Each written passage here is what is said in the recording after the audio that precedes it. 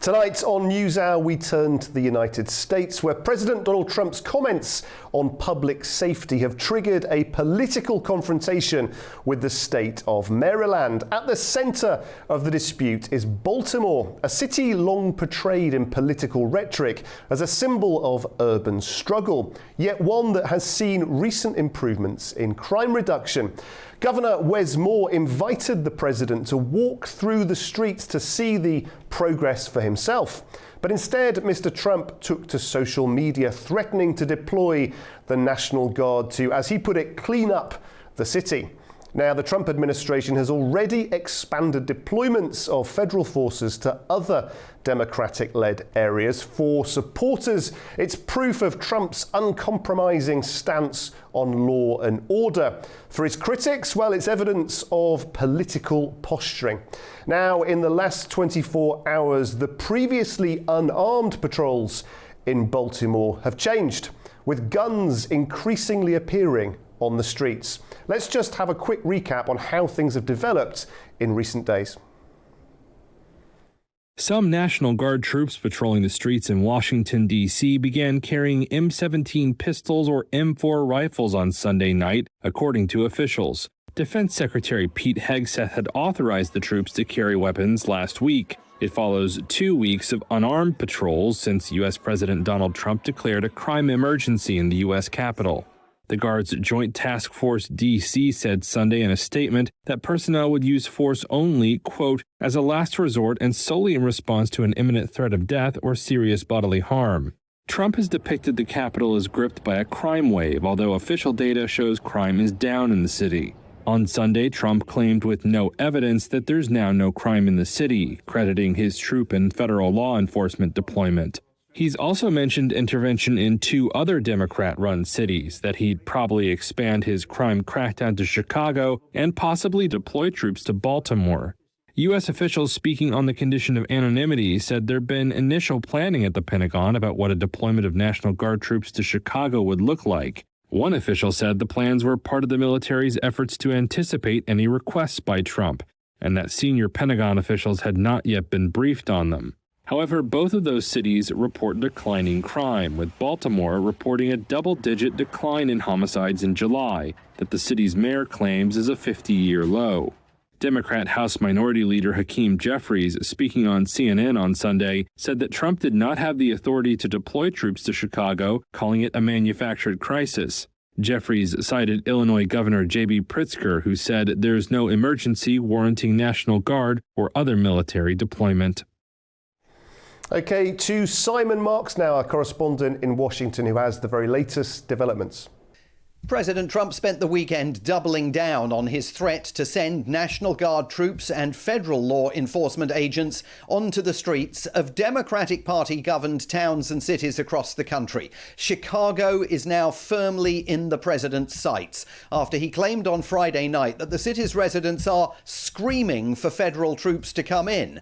As the president indicated earlier this month, the current show of force underway at his behest in Washington, D.C. is just the start of a plan that could see forces deployed in additional cities, including New York, Los Angeles, San Francisco, Oakland, and Baltimore.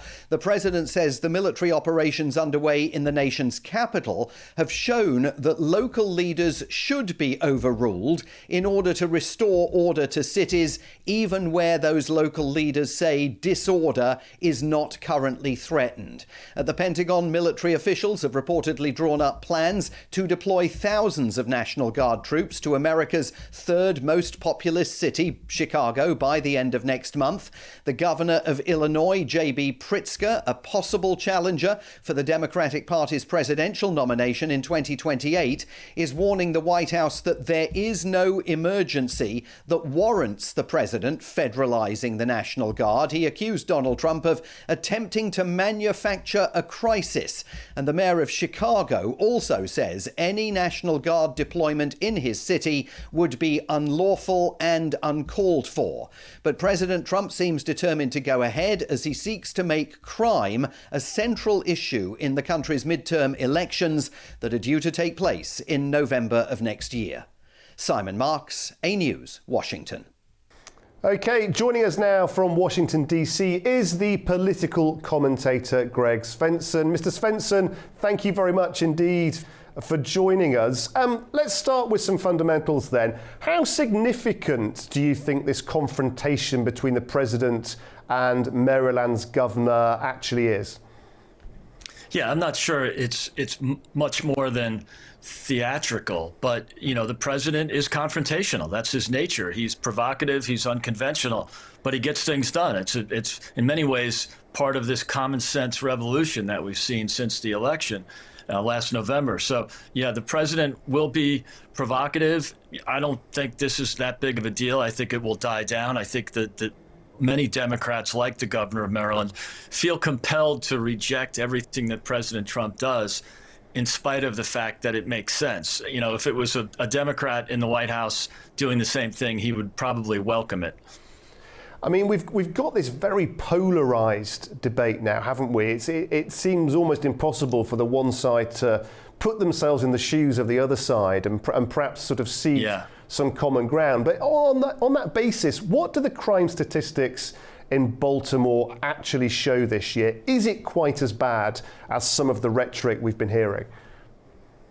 It probably is. I mean, it's all relative, because in many of the cities they're showing improvement, but it's all relative. It's improvement over 2021 and 2022, which were kind of historical peaks for crime and homicides in the big Democrat-led cities. And so, yeah, is the trend good? Yeah, it probably is. So that's their defense. That's the typical argument from the left and the corporate media here in the U.S.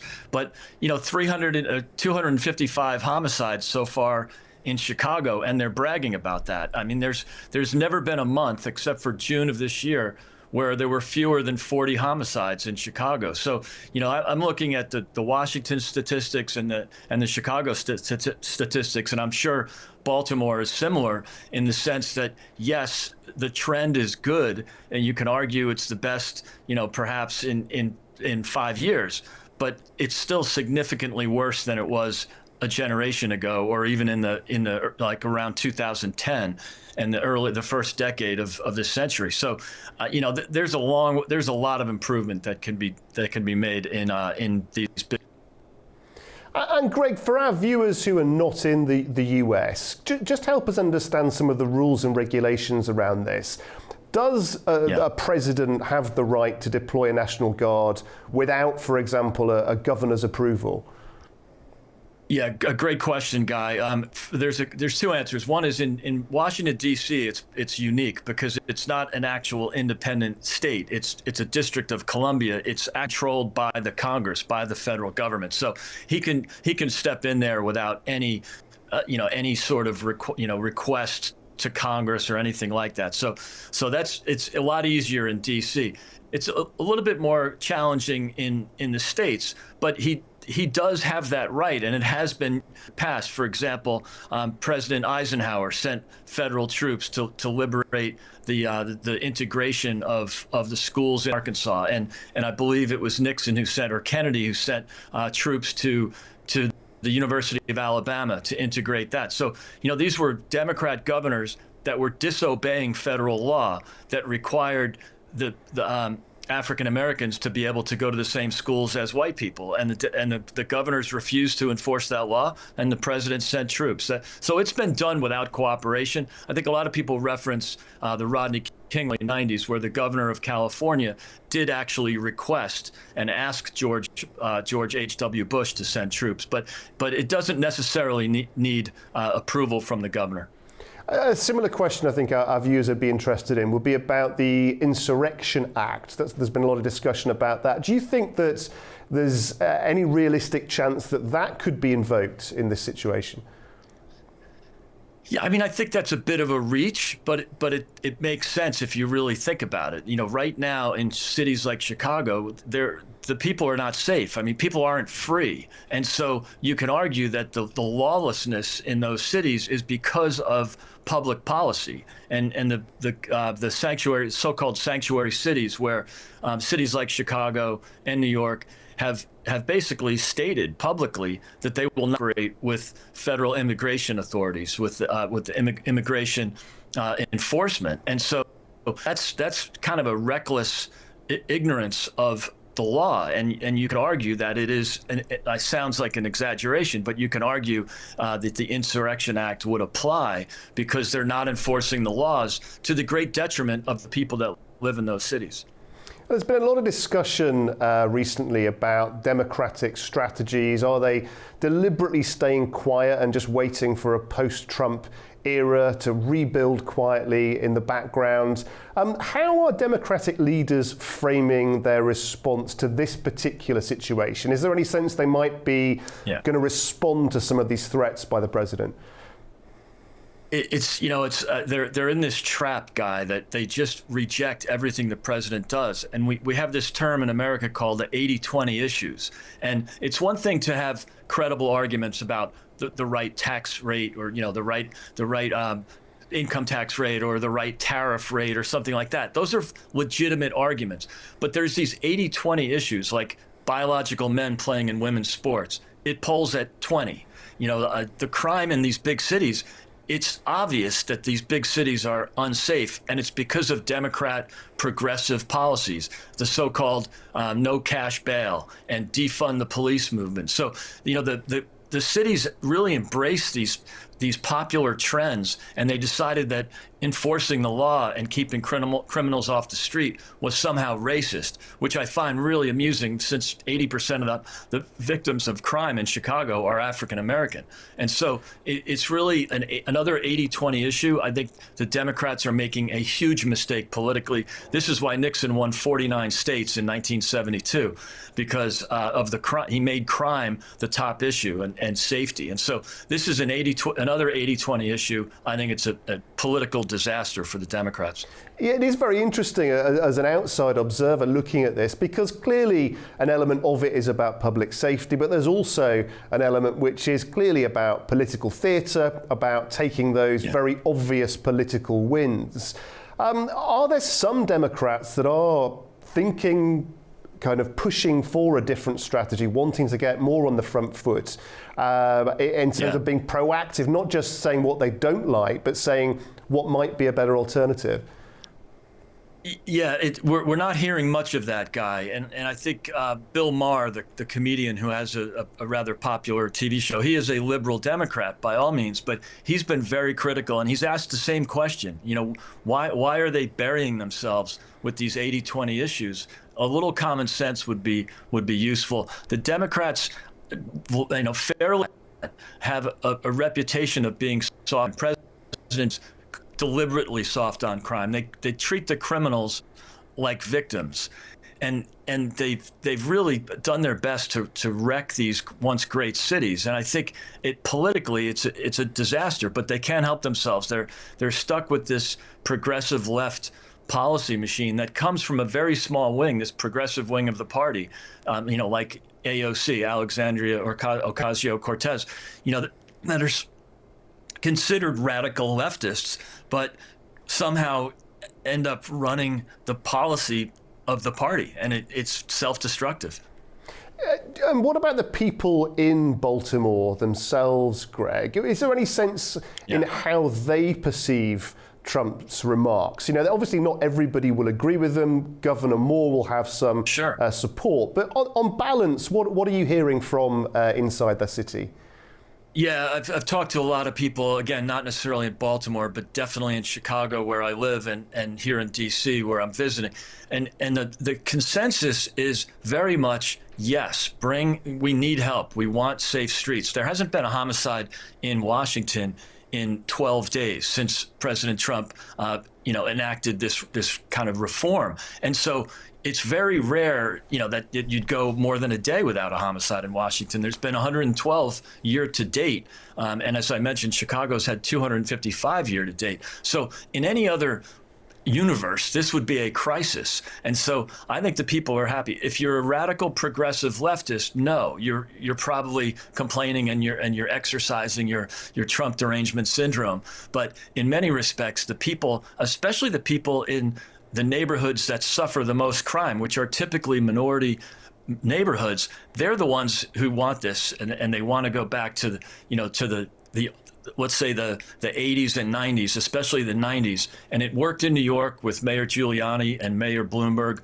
When we had centrist, sensible mayors running these big cities, the cities were in much better condition. It was only about a decade ago when you had de Blasio, progressive leftists, take over in New York. You had Lori Lightfoot take over in Chicago. And then, of course, the George Soros-backed district attorneys that were elected around the country who were basically pro-criminal prosecutors. It's counterintuitive, but they decided to downgrade felonies to misdemeanors, and then they also decided to end cash bail. So you could commit a violent crime in a city like Chicago and be on the street, if not the next day, if not the same day, at the very worst, the next day, because there's no cash bail required. So these criminals are back on the street. The repeat offenders are basically the worst of the criminals because they're not prosecuted properly and they're back on the street.